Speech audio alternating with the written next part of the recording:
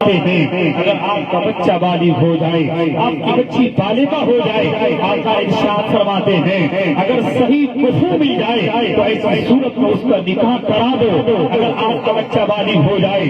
بالغ ہونے کے بعد اگر کوئی بالغ بچہ کہیں گناہ کرتا ہے، چاہے وہ آنکھ سے گناہ کرے یا اپنے ہاتھوں سے گناہ کرے، اپنے پاؤں سے گناہ کرے، اپنے دل سے گناہ کرے، یا اپنی زبان سے گناہ کرے، یا اپنے موبائل کے ذریعے سے واٹس ایپ پہ انسان وہ لڑکی بیزی رہے یا وہ لڑکا بیزی رہے، یعنی کسے باشد، یعنی جو بھی انسان اگر اس کی عمر ہو گئی شادی کی، اگر ماں باپ شادی دینے میں اگر تاخیر کرتا ہے، اگر اس بیٹا کا اگر قدم پھسلتا ہے، اگر بیٹی کا قدم پھسلتا ہے، اگر بیٹی گنہگار ہوتی ہے تو میرے آقا ارشاد فرماتے ہیں بیٹی کو جہنم میں جائے گی ہی، بیٹا کو جہنم میں جائے گا، لیکن ان کے ساتھ ان کی ماں بھی جہنم میں جائے گی، ان کے ساتھ ان کا باپ بھی جہنم میں جائے گا۔ اس لیے کہ آقا ارشاد فرماتے ہیں نکاح میں جلدی کرو، نکاح میں جلدی نہیں کرو گے اس زمین میں زلزلے پیدا ہوں گے، اس زلزلے کی زمین میں فتنے پیدا ہوں گے۔ آپ نے کیا سمجھا ہے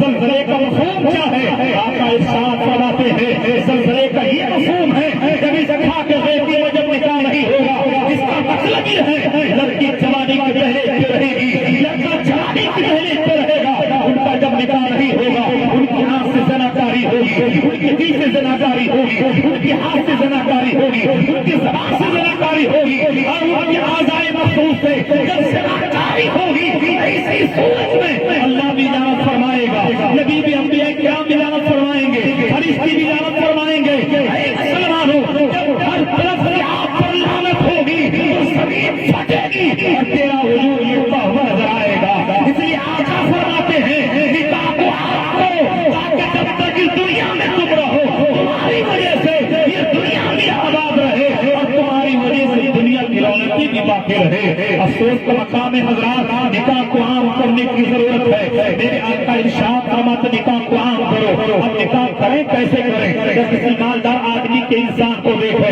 ایک انسان کی 4 بیٹیاں ہیں، آج نکاح کو اس قدر ٹف کر دیا جاتا ہے، اس قدر ہارڈ کر دیا جا رہا ہے۔ نہیں میرے پیارے، نکاح کو عام کرنے کی ضرورت ہے، نکاح کو سستا کرنے کی ضرورت ہے، یعنی نکاح کو بہت ہی سستا کیجیے۔ ہاں میں یہ کہنا چاہوں گا لڑکی کی شادی ہو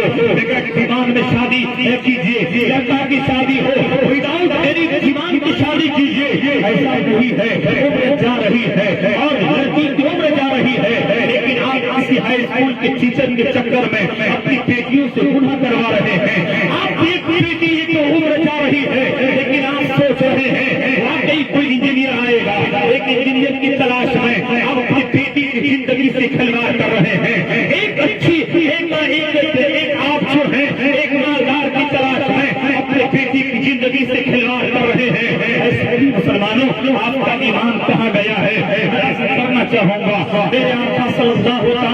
علیہ وسلم نے ہمیں جو کنسیپٹ دیا ہے، ہمیں جو نکاح کا جو تصور دیا ہے، اس تصور کو عام کرنے کی ضرورت ہے۔ میرے آقا تشریف فرما ہے حضرت فاطمہ الزہرا رضی اللہ تعالی عنہا کی عمر مبارک ہو جاتی ہے اور صحابہ کرام شادی کے میرے نبی کی بارگاہ میں پیغام دیتے ہیں، میرے آقا خاموشی اختیار فرماتے ہیں۔ فتاوی رضویہ کے اندر میرے اعلیٰ حضرت نے اس نکاح کو میرے اعلیٰ حضرت کا تذکرہ فرمایا ہے۔ صحابہ کرام حضرت علی سے کہتے ہیں اے علی ذرا نبی کی بیٹی سے آپ نکاح کا پیغام تو دیا جائے،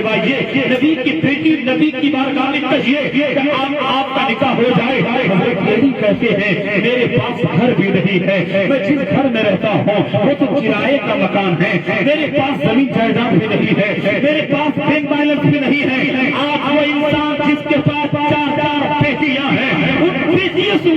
سے کہنا چاہوں گا اے میرے باپ ہمیں کم کرنے کی ضرورت نہیں ہے۔ ارے تمہارے سماج میں اگر کوئی انسان ڈیلر ہے تو اس کی بیٹی کی شادی کو نہیں دیکھنا ہے، ارے وہ اتنے پیسے خرچ کر رہا ہے ان کو تمہیں نہیں جانا ہے، وہ ڈیکوریشن میں کتنے روپے خرچ کر رہا ہے ان کی طرف تمہیں نہیں جانا ہے، ارے وہ اپنی بیٹی کی شادی میں اس قدر جہیز دے رہا ہے تمہیں خون ہی دیکھنا ہے، تمہیں تو نبی کی سیرت کو دیکھنا ہے۔ میرے نبی اپنی بیٹی کی شادی کیسے دے رہے ہیں تاریخ گواہ ہے۔ میرے حضرت علی رضی اللہ تعالی عنہ صحابہ کرام نے کہا آقا آپ نکاح کا پیغام تو نبی کی بارگاہ میں دیجیے، لیکن حضرت علی کہتے ہیں میرے پاس کچھ تو ہے نہیں، اب نکاح کا پیغام کیسے دیں؟ حضرت علی پھر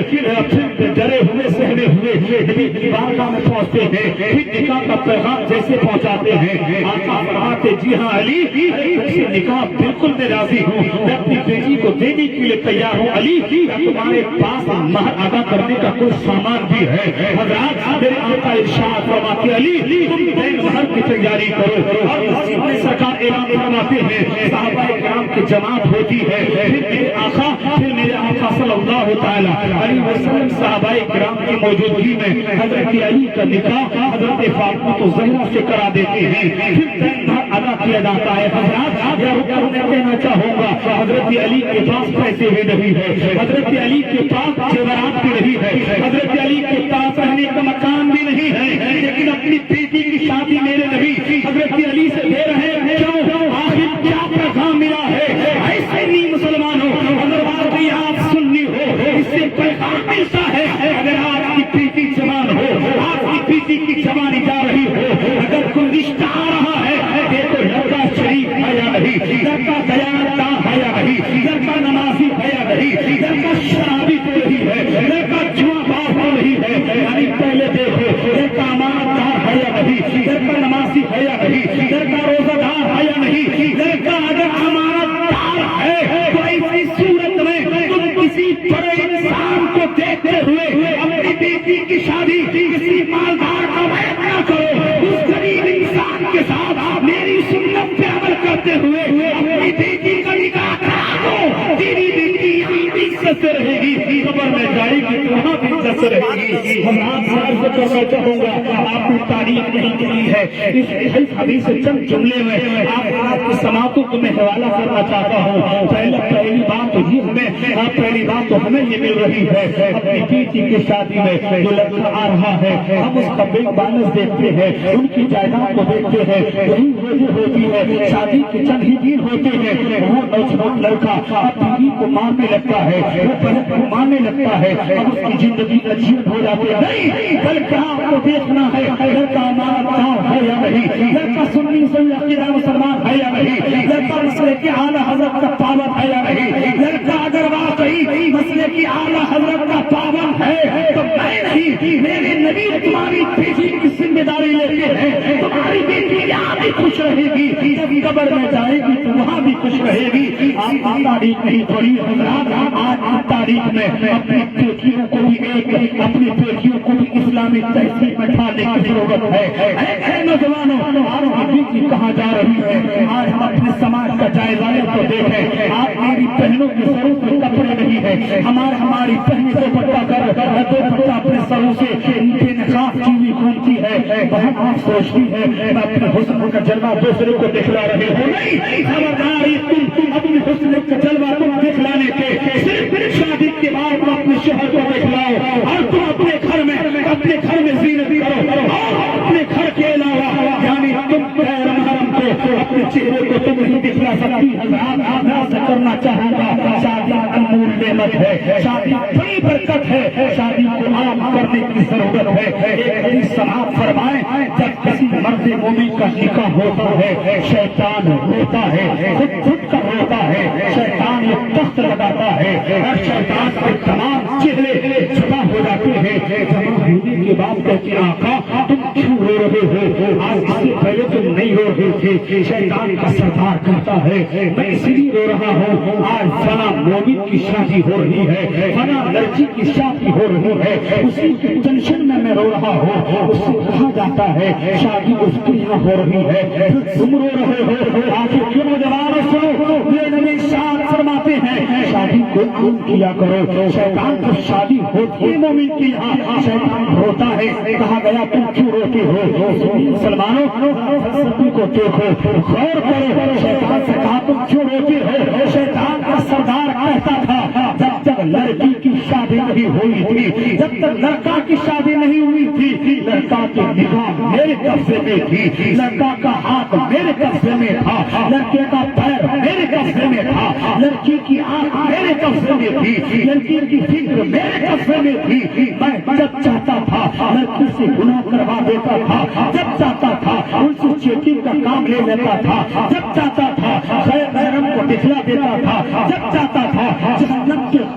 جہنم کے قعر عمیق میں اسے ڈال دیتا تھا، جب چاہتا تھا جہنم کے گہرے کنویں کے اندر اسے میں ڈال دیتا تھا، لیکن اب تو ان کی شادی ہو رہی ہے، اب تو ان کا نکاح ہو رہا ہے، اب ان کی شرف گاہیں حفاظت ہو جائے گی، اب ان کی آنکھوں کی حفاظت ہو جائے گی، اب ان کا ہاتھ محفوظ ہو جائے گا، اب اس کا پاؤں محفوظ ہو جائے گا۔ اس لیے شیطان روتا ہے، اس لیے سنی مسلمانوں اپنے بیٹے اور بیٹیوں کی شادی کو عام کرو، اس لیے کہ آقا فرماتے ہیں جب شادی ہوتی ہے سرکار نے فرمایا تو شادی نہیں بلکہ مرد مومن آدھے ایمان کی تکمیل کر لیتا ہے، آدھے ایمان کی تکمیل کے لیے اب مرد مومن نماز پڑھا کرے، روزہ رکھا کرے۔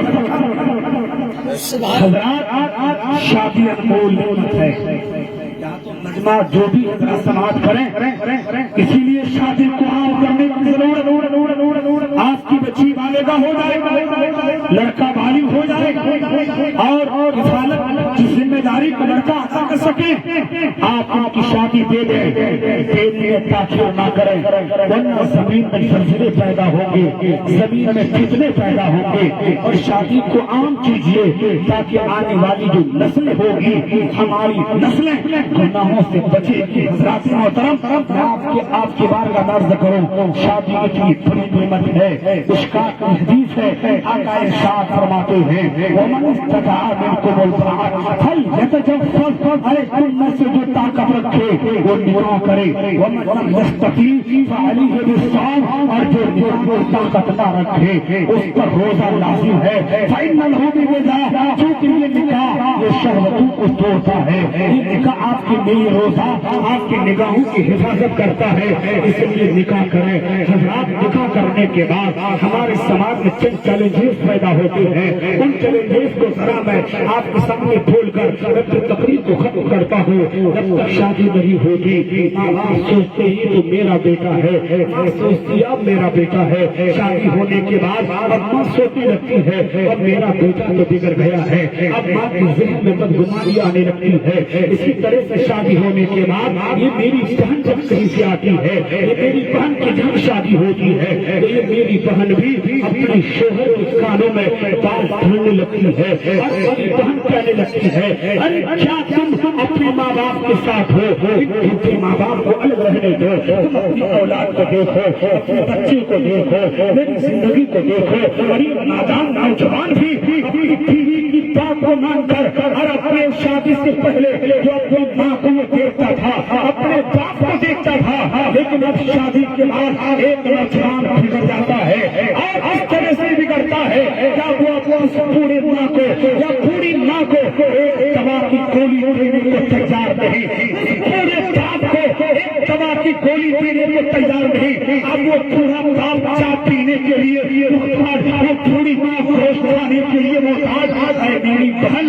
تو سوچ رہی ہے ارے تو نے ماں سے الگ کروا کر کے، ارے تو بہت عیش کر رہی ہے، ارے کب تک تو عیش کرے گی، ارے تیری کوکھ میں بھی تو دیتا ہے، ارے تیری کوکھ میں بھی تو ارے بیٹی ہے۔ ارے نوجوانوں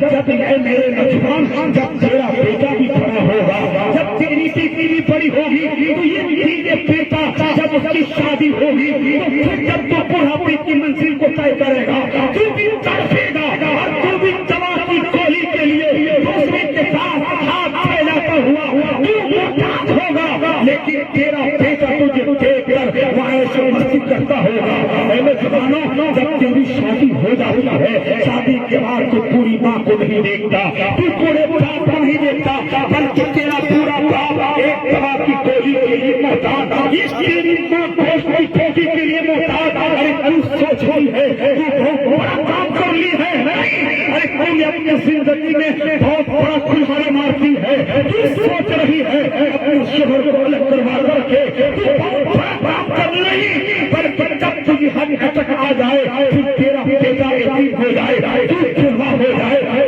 تو دوسرے کے پاس ہاتھ پھیلاتی نظر آئے، یہ تصور ہمارے دماغ میں نہیں ہے۔ اس لیے سنی مسلمان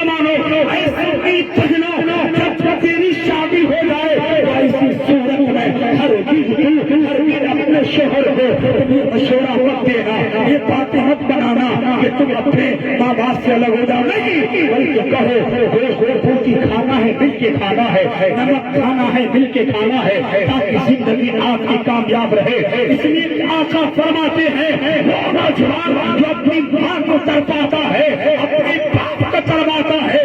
حج کیوں نہ کرے، نمازی کیوں نہ پڑھے، اور سجدے کرتے کرتے ان کی کمر ٹیڑھی کیوں نہ ہو جائے، میرے نبی فرماتے ہیں ان کی نہ نمازیں قبول ہوگی، نہ ان کی روزے قبول ہوں گے، نہ ان کی زکات قبول ہوگی۔ اس لیے خبردار اے سنی مسلمانوں، تمہارے لیے چاہیے، میں عرض کروں گا کہ جب میری بہن تیری شادی ہو جائے، ایسی صورت میں تمہارے اوپر لازم ہے، تمہارے اوپر ضروری ہے کہ تم ایسے وقت میں یعنی تم خیال رکھو،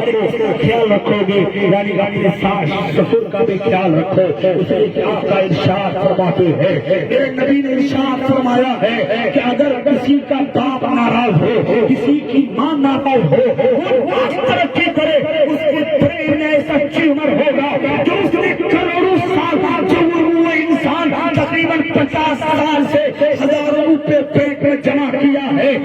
ایسا ٹیومر ہوگا جو اس ٹیومر کی بنیاد پر ایک ٹیومر ایسا ہوگا اس کے لاکھوں روپے ایک منٹ کے اندر نکل جائیں گے۔ اس لیے خبردار، میں عرض کرنا چاہوں نہیں، ساس سسر اپنے سے الگ مت کرو، ان کا دیکھ ریکھ کرنے کی ضرورت ہے۔ اس لیے آنے والے نوجوان سے کہوں گا، نوجوان جس طرح سے ماں کو پہلے آپ دیکھتے تھے اور شادی کے بعد بھی دیکھیں،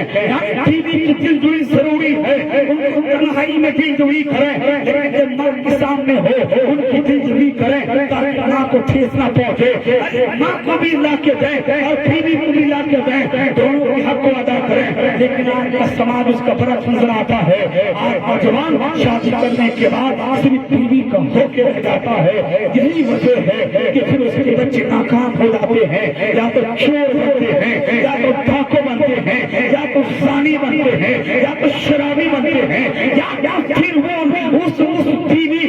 اس بیوی کا بچہ آنے والے وقت میں ایک ٹیررسٹ بنتا ہے۔ اس لیے سنی مسلمانوں، اگر تم چاہتے ہو اس خاک و خیزی میں ترقی کرنے کے لیے تو تمہارے لیے ضروری ہے کہ تم اپنے ماں باپ کو دیکھو، اپنے ماں باپ کو تم دیکھو گے۔ آقا ارشاد فرماتے ہیں جو اپنے ماں باپ کو دیکھے گا تو ایسی صورت میں جو اپنے ماں باپ کو دیکھے گا، رب تبارک تعالیٰ ان کے لیے روزی کا دروازہ کھول دے گا۔ جب روزی کا دروازہ کھول دے گا، میرے پیارے آپ یہاں رہیے گا، یہاں بھی خوش رہیے گا، جب قبر میں جائیے گا وہاں بھی کامیاب رہیے گا۔ آج ایک نوجوان بہت سوچتی ہے میں ماں باپ اس کے ماں باپ کو تڑپا دیا، آج میں گوشت کھا رہی ہوں، نہیں نادان، یہ تمہاری غلط فہمی ہے، تاریخ نہیں پڑی ہے، صحابی رسول ہے، زبان پر کلمہ طیبہ جاری نہیں ہو رہا ہے، اس لیے ماں کو تکلیف دے رہے تھے۔ میں کہنا چاہوں گا ایک صحابی رسول کے بعد کس عمل کی کمی ہے، لیکن ماں کی سراسی دل جوئی نہ کرنے کی وجہ سے رب کی طرف سے قدر ہو جاتی ہے۔ ایسے ہی مسلمان ماں تیرے پاس کون سا عمل ہے؟ تیرے پاس نہ نماز کا عمل ہے، تیرے پاس نہ روزے کا عمل ہے، تیرے پاس نہ زکات کا عمل ہے، تیری تو پوری زندگی گناہوں میں گزر رہی ہے۔ صبح تو اٹھتا ہے کسی کی غیبت کرتا ہے، شام کو اٹھتا ہے کسی کو قتل کرنے کی پلاننگ کرتا ہے، یعنی ہمیشہ تو دوسرے مسلمان کے بارے میں بہت سوچتے رہتا ہے، تو اپنی ماں کو نہیں دیکھتا، وہ تو مرتے وقت زبان کیسے کلمہ نصیب ہوگا؟ اس لیے اگر مرتے وقت زبان پر کلمہ طیبہ لانا چاہتے ہو تمہارے لیے ضروری ہے اپنے ماں باپ کو دیکھو۔ میں یہ نہیں کہتا بیوی کو نہ دیکھو، بیوی کا بھی حق ہے، بیوی کو دیکھنے کے ساتھ ماں باپ کو ہمیشہ دیکھتے رہنا یا نور نعمت ہے۔ اے میری بہنیں، اگر تو اپنے اولاد کے لیے کامیابی چاہتے ہیں اپنے ساس سسر کی تو خدمت کرنا تاکہ تیرے بچے کامیاب ہو، ورنہ یہ تیرے بچے تیرے منہ میں پیشاب کریں گے اور پیشاب کر کے تیرے بچے تمہارے سامنے گوشت کھائیں گے اور تو دوا کی گولی کے لیے بھی محتاج رہے گا۔ کما تدین ہمارے نبی نے ارشاد فرمایا تم جیسا کرو گے ویسا بھرو گے. اور ساتھ ہی ساتھ اس سوجا ہوئی سماج کے اندر ایک اور بھی زہر ہم دیکھ رہے ہیں، وہ یہ ہے کہ میری ماں بھی تھوڑی تھوڑی بات سے بدگمان ہو جاتی ہے. اب بہت شکایت گاؤں ہر آدمی کے جو شکایت جو آئے اس کے پاس شکایت نہیں. میری ماں ذرا غور کرنا، جب تیری بیٹی گھر میں رہتی تھی 3 کے 10 بجے اٹھتی تھی تو تو برداشت کر لیتی تھی، کھانا نہیں بناتی تھی تو برداشت کر لیتی تھی. لیکن تیری بہو کے اندر بھی تو جسم ہے، اس کے اندر بھی تو دل ہے، وہ بھی تو بیمار پڑ سکتی ہے. سر میں درد ہوا تو بہو کی درد ہے، ماں کہتی ہے یہ جو ہے فریبکاری کر رہی ہے. ذرا سا بخار ہوا ماں کہتی ہے دیکھو یہ تو کام کرنا ہی نہیں جانتی. نہیں، بلکہ میں کہنا چاہوں گا جس طرح تم اپنی بیٹی پر درگزر کرتی تھی اسی طرح سے تم اپنی بہو پر بھی درگزر کرنا. تب تمہاری زندگی کامیاب ہوگی، تب یہ فیملی خوشحال رہے گی. اگر اے میری ماں تو بھی تھوڑی تھوڑی بات پر اگر تو اعتراض کرنے لگے، اے باپ اگر تو بھی چھوٹی چھوٹی بات پر اگر تو اعتراض کرنے لگے، اس فیملی کے اندر پھر خوشحالی نہیں آ سکتی ہے. اگر خوشحالی لانا چاہتے ہو، جس طرح سے تمہاری بیٹی تھی انہیں بخار ہوتا تھا تو برداشت کرتی تھی، برداشت کرتا تھا، تمہاری بہو ہے اس کو بھی بیٹی سمجھتے ہوئے تمہیں نظر انداز کرنا ہے. اس کی بھی سر میں درد ہو سکتا ہے، تمہیں ماننا ہے کہ واقعی سر درد ہے، اس کی بھی ان کی تکلیف میں ہاتھ بٹھانا ہے، تب ایک زندگی خوشحال ہو سکتی ہے. حضرات آپ کے بارے میں عرض کرو میری ماؤں کی بھی کمیاں ہیں، یعنی یہ بھی ہر جگہ شکایت کرے گی. میں جہاں بہو کی شکایت نہیں بلکہ شکایت کا دروازہ تمہیں بند کرنا پڑے گا. یہ کیسے ہو تم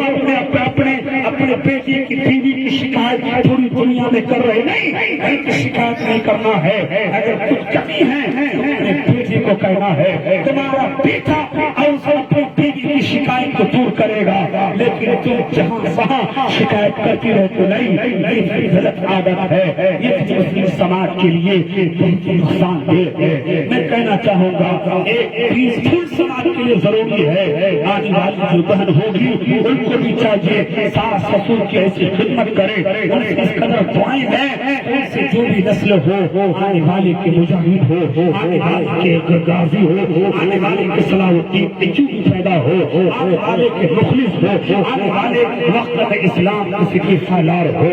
اچھی ہو. آنے والے وقت میں حضرت فاطمہ الزہرا رضی اللہ تعالی عنہا کی کنیزہ پیدا ہو. حضرات میں عرض کرنا چاہوں گا کہ مذہب اسلام میں شادی پھول قیمت ہے. اے میری بہن آپ کے لیے ضروری ہے اپنے نکاحوں کو کنٹرول کیجیے، اپنے وجود کو کنٹرول کیجیے اور کوئی باتیں بول کر اپنی تقریر کو ختم کرتا ہو. حضرات غور فرمائیے کہ آپ میری بہن اپنے شوہر کے لیے زینت نہیں کرتی ہے بلکہ بزرگان اعظام کی تاریخ ہے، ان کی بیوی کی تاریخ کو پڑھیے. جب اپنے شوہر کے سامنے ہوتی تو ایسا لگتا کہ آج شادی کی پہلی شب ہے. اپنے شوہر کے سامنے ہمیشہ ہے میری بہنیں اپنے شوہر کے سامنے آپ خوب پاؤڈر پہنیے، لیکن اپنے شوہر کے لیے خوب اپنے آپ کو آرائش کیجیے، اپنے شوہر کے لیے خوب خوبصورتی پیدا کیجیے، اپنے شوہر کے لیے معاملہ برعکس ہے. آپ میری بہنیں آرائش کرتی ہے دوسروں کے لیے اور شوہر کے سامنے جب جائے گی نہ ہی میک اپ کرے گی، بالکل ایسے ہی پگلی کی طرح آ جائے گی. نہیں، یہ حدیث میں مانت ہے. بڑی کتاب ہے الاشباح والنظائر کے اندر ہے اور ان کو مارنے کی اجازت نہیں، مگر چند صورتیں ہیں. ایک صورت یہ ہے شوہر کہے بیوی سے کہ تم آرائش کرو، تم خوبصورتی کرو. شوہر اگر خوبصورتی بیوی اگر اپنے آپ کو زینت نہ کرے شوہر اسے مار سکتا ہے، اسے ضرب لگا سکتا ہے. اس لیے کہ اے میری بہن جب تم اپنے شوہر کے لیے جب تم خوبصورت شکل میں نہیں جائے گی، اگر شوہر کی آنکھیں بھٹکے گی اس کی ذمہ دار تم ہوگے، شوہر کی نفس بھٹکے گی اس کی ذمہ دار تم ہوگے. میری بہن تمہیں زینت کرنا ہے اپنے شوہر کے لیے، بلکہ نصرت المجالس کے اندر ہے کہ آپ زیارت کے لیے ہفتے میں ایک دن جا سکتے ہیں، ہفتے میں ایک دن جا سکتے۔ شوہر اجازت دے نہ دے نو پرابلم۔ اگر ماں باپ کو ضرورت ہے ایک دن ہفتے میں اگر ضرورت ہے تو ضرورت نہیں تو اجازت نہیں جا سکتی، لیکن محرم کے لیے پھوپھی کے گھر، خالہ کے گھر، بہن کے گھر، سال میں ایک فقہ فرماتے سال میں ایک دفعہ، لیکن ان جلسوں میں، ان میلادوں میں یا شادی میں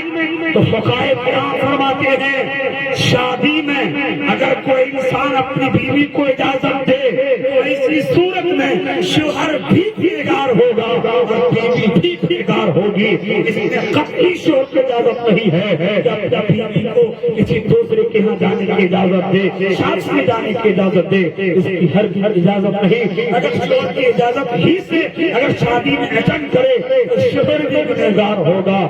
بیوی بھی گنہگار ہوگی۔ اور چلتے چلتے اگر میری ماں بہن سن رہی ہے ذرا سن لے،